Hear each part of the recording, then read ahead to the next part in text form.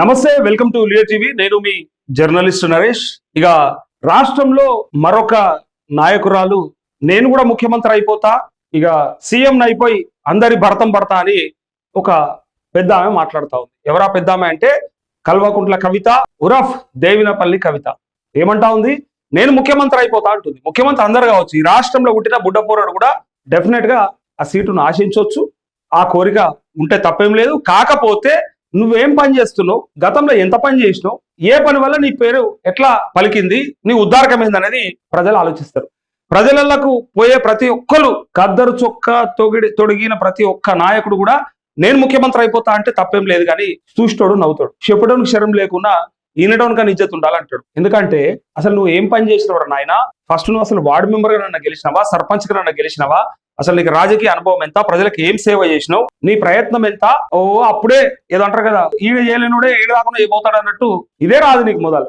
అట్లా ఇలా కవిత నాయన పేరుతోని, నాయనకు సంబంధించిన పార్టీలో ఉన్న ఎమ్మెల్యేలతోని ఎంపీగా గెలిచి బయటికి వచ్చి ఇలా ఇన్ని మాటలు చెప్తావు. పోనీ ఆ ఎమ్మెల్సీ పదవిని తీసుకోకుంటేనైనా బాగుండేది. ఆ ఎమ్మెల్సీ పదవి కూడా పార్టీలకు సంబంధించిన నాయకులు వేస్తే వచ్చినటువంటి ఓటే, స్థానిక సంస్థల ఓటది. సో ఇలా నీకు ఆ కోరిక ఉండడం తప్పంటలేను. కాకపోతే ఆశ మామూలు ఆశ లెక్క లేదు, అది దురాశ లెక్క ఉంది. అంటే నీకు పదవి దేనికోసం కావాలంటే వాళ్ళ భరతం పడదామని కావాలి అంతే. వాళ్ళ కథ పట్టిస్తానే ఉన్నది, వాళ్ళ పాపాలని బయట పెడతాను ఉన్నది. అదే ఇప్పుడు పెట్టేస్తలేదా? ఇప్పుడు ఏమన్నా అడ్డం ఉన్నాయా? ఎవరైనా అడ్డం పడుతురా? ఎంత మాట అంటే చూడు, ఏదో ఒక రోజు నేను సీఎం అవుతావు, ఖచ్చితంగా అవుతావు. అదో దరిద్రం కావాలి మాకు. ఇక లిక్కర్ రాణిని కూడా తెచ్చుకొని ముఖ్యమంత్రిని చేసుకునేంత దరిద్రం కావాలి. ఆల్రెడీ ఒక ఓటుకు నోటు దొంగని చేసుకున్నామని చెప్పి ఆల్రెడీ జనాలు మాట్లాడుకుంటుంటే ఇక నువ్వు ఒకదానివి మిగిలిపోయిన తల్లి అని ఇలా ప్రజలు అనుకుంటా ఉన్నారు. ఈ దరిద్రం కూడా చూడాలి నాయిగా. చివరికి ఈమె కూడా ముఖ్యమంత్రినా?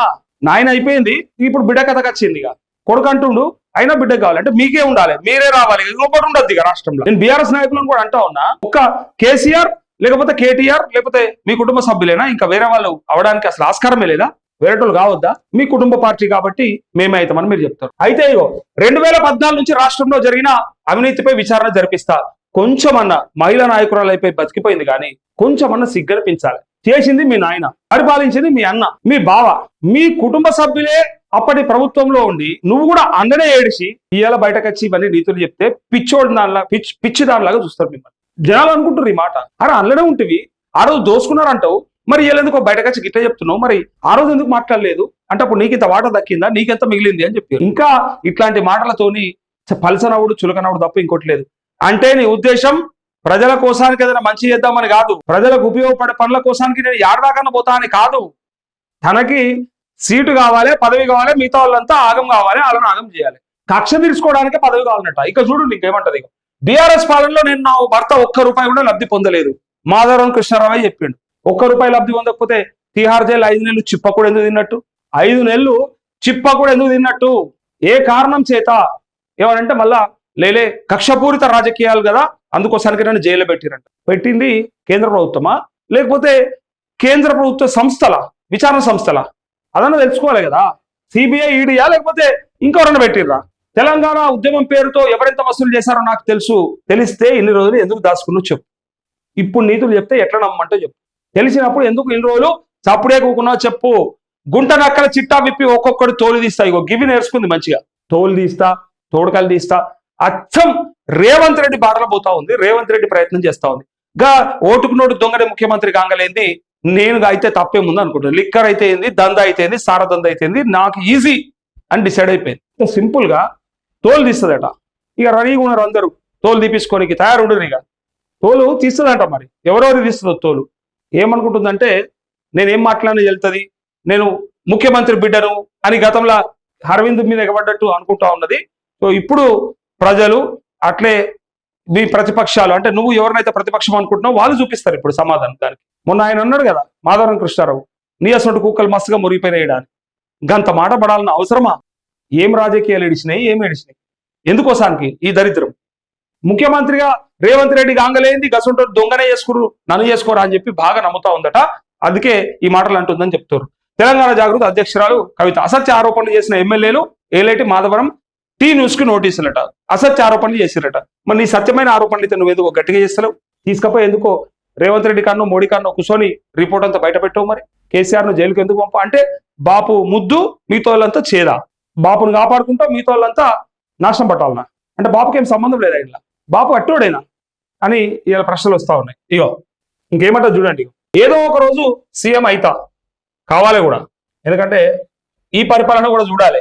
రేవంత్ రెడ్డి పరిపాలన అయిపోయింది కదా, ఈ పరిపాలన కూడా చూడాలి. ఏదో ఒక రోజు తాను తెలంగాణ రాష్ట్రానికి సీఎం అవుతానని తెలంగాణ జాగృతి అధ్యక్షురాలు కల్వకుంట్ల కవిత జోస్యం చెప్పారు. ఇక జోస్యం చెప్పుడు ఇక మనతో అయ్యేది, అన్ని అయిపోయినాయి. ప్రజా సమస్యల మీద పోరాటాలు అయిపోయినాయి, అన్ని అయిపోయినాయి. ఇక నేను సీఎం అయిపోతా. శుక్రవారం హైదరాబాద్ లోని జాగృతి ఆఫీస్ లో మీడియాతో మాట్లాడుతూ తన మనసులో మాటను బయట పెట్టారు. ఇది అసలు మాట. ఇగో ఇది దొంగ వేషం. ఇగో ఇందుకోసానికే తను వాళ్ళందరి మీద ఆరోపణలు చేస్తుంది, విమర్శలు చేస్తా ఉంది. తనకు ముఖ్యమంత్రి అవ్వాలనే షోకుతోని, ఆ కాయిష్తోనే వాళ్ళందరి మీద ఆరోపణలు చేస్తుంది అనేది ఇగో ఇది సత్యం. లోపట్ల కూడా ఎందుకోసానికి భరించలేరు అంటే ఎందుకోసానికి భరించలేరు. నీ పెత్తనమేం తల్లి నాకు అర్థం కాలే. తెలంగాణ జాగృతి పేరు మీద నువ్వు చేస్తే ఉద్యమం చేయొచ్చు, కానీ ఆ జాగృతి కోసం కష్టపడ్డటువంటి వాళ్ళందరినీ నువ్వు ఆడబెట్టినవు, ఎట్లా కొట్టించినవు, ఎట్లా సతాయించినవు, ఎట్లా ఇబ్బందులు పెట్టినవు, ఎట్లా వాళ్ళంతా బయటకు పోయినా కూడా మా దగ్గర ఆధారాలు ఉన్నాయి. ఎంతో మంది సాక్ష్యం కూడా ఉన్నాయి. నీ కోసం పనిచేస్తున్నారని ఎన్ని రకాలుగా ఇబ్బందులు పెట్టినావు మాకు అందరికీ ఎరక. పైగా జాగృతి ద్వారా నువ్వు ఇన్ని కోట్లు ఎనికేసుకున్నావు తప్ప ఆ పేరు మీద ఏనాడన్నా తెలంగాణ ప్రజలకు అక్కడికి వచ్చిన పని నువ్వు ఏం చేసినావు చెప్పు. బతుకమ్మ నువ్వు వచ్చినాకనే బేరుస్తురా, నువ్వు వచ్చినాకనే ఆడుతురా. అంతకంటే ముందు అసలు బతుకమ్మ ఎరకలేదా మా తెలంగాణ బిడ్డలకి, ఆడబిడ్డలకి? ఊరేకమ్మా అమ్మ ఆడింది, మా అమ్మమ్మ ఆడింది, ఆళ్ళమ్మ ఆడిందట, ఆళ్ళమ్మ కూడా ఆడిందట. మరి ఇంతమంది ఆడినాక నువ్వు ఎక్కడికి వచ్చినావు? ఇవాళ నేనే బతుకమ్మకి ప్రాచుర్యం తెచ్చిన, నేను లేకపోతే బతుకమ్మ ఎక్కడదంటే ఇక నవ్వుతారు. అటువంటి మాటలు బంద్ చేసుకుంటే మంచిదని ఇలా చాలా మంది మీ అభిమానులే మాట్లాడుకుంటా ఉన్నారు. పైగా ఇగో తాము అధికారంలోకి వచ్చాక 2014 నుంచి రాష్ట్రంలో జరిగిన అవినీతిపై విచారణ జరిపిస్తారని స్పష్టం చేశారు. బీఆర్ఎస్ నేతలు చూస్తున్నది తాను వేసిన టాస్ మాత్రమేనని, వారి అవినీతి అక్రమాలపై అసలు టెస్ట్ మ్యాచ్ త్వరలో ఉండబోతుందని కవిత హెచ్చరించారు. అంటే ఇప్పుడు వాళ్ళు ఈమె అన్ని బయట పెడుతున్నారు కాబట్టి ఇప్పుడు నొప్పి అవుతుంది, ఇప్పుడు కోపం వస్తా ఉంది, తట్టుకోలేక ఇవన్నీ మాట్లాడుతోంది. పైగా ఆమె మనసులో ఉన్నటువంటి మాట బయటపెట్టింది. ఆమెకి పదవీ కాంక్ష, పదవుల పిచ్చి ఉంది కాబట్టి కేసీఆర్ తీసి అవతల పడేశాడు. ఇంట్లో కూడా మనసులో బట్టలు ఇస్తలేదు కాబట్టి నన్ను ఖాళీగా ఉంచితే ఎట్లా, నాకు హిందీ వచ్చు, ఇంగ్లీష్ వచ్చు, తెలివి ఉన్నది, మాట్లాడతా, ప్రజలు తిరిగినా కాబట్టి నాకు ఏదో ఒక పదవి అని రోజు పోరాటం. ఇంట్లో అన్ని ఉన్నదాన్ని అయితే నిలబడి గెలవనుంటివి, నిలబడి గెలుచుడు శాత కాదు.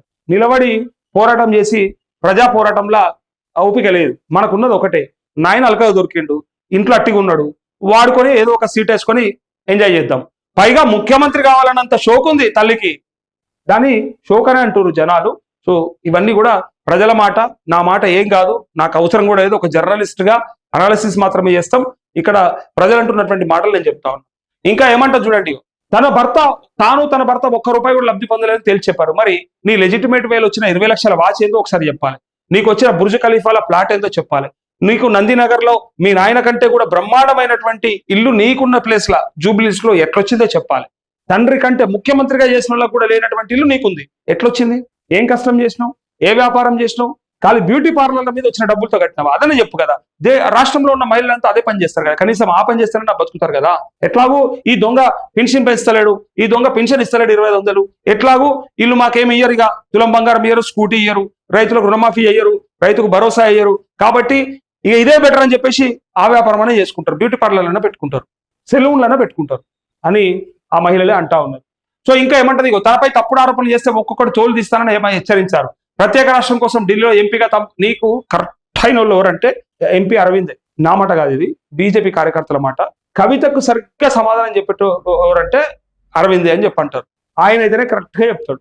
చెప్పులతో కొడతా అన్నావు, తరిమి కొడతా అన్నావు, ఎడబోయినావు, ఏమైంది మన పరిస్థితి? అరవింద్ను పోయి ఓడిస్తా అని చెప్పినావు, మళ్ళీ ఎట్లా ఎంపీగా గెలిచేటు? మరి ప్రత్యేక రాష్ట్రం కోసం ఢిల్లీలో ఎంపీగా తాము కొట్లాడుతుంటే కొంతమంది నేతలు కేసీఆర్ పక్కన చేరి నక్కబుద్ధులు చూపించారని కవిత ఫైర్ అయ్యారు. తెలంగాణ ఉద్యమం పేరుతో ఎవరెంత వసూలు చేస్తారో అంత తెలుసునని, చిట్టా విప్పే రోజు దగ్గరలోనే ఉందని తెలిపారు. అక్రమాలకు పాల్పడుతున్న గుంటనక్కల చిట్టా బయట పెడతారని హెచ్చరించారు.